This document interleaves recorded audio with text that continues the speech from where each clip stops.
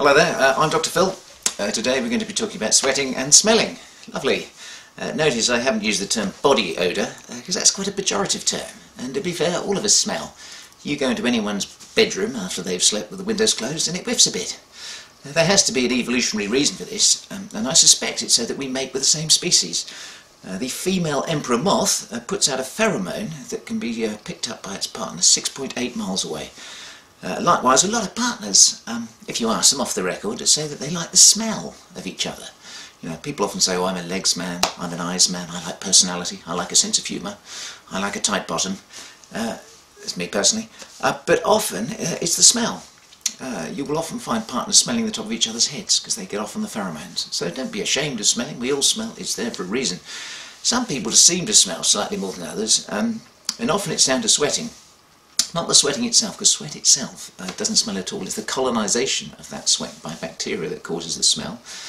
And we have sweat glands under our arms, around our private parts, on the soles of our feet. Two types. The apocrine glands that produce a milky fluid. They often hit in at puberty. They get colonised by bacteria because the smell of the pheromones is a real bacterial feast. And you have eccrine glands on the soles of your feet and other areas too.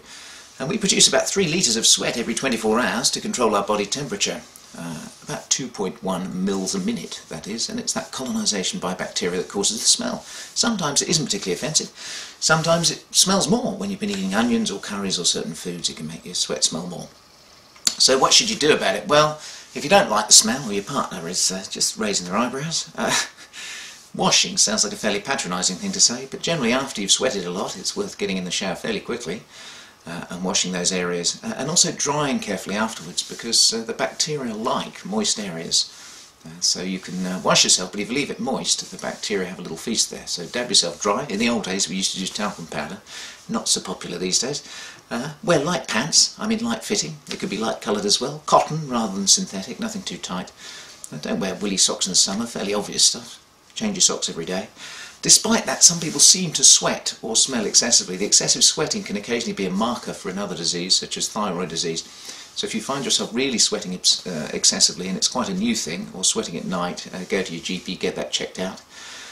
If it's just a problem of excessive sweating, hyperhidrosis, there are certain really strong antiperspirants, such as aluminium chloride, that can help.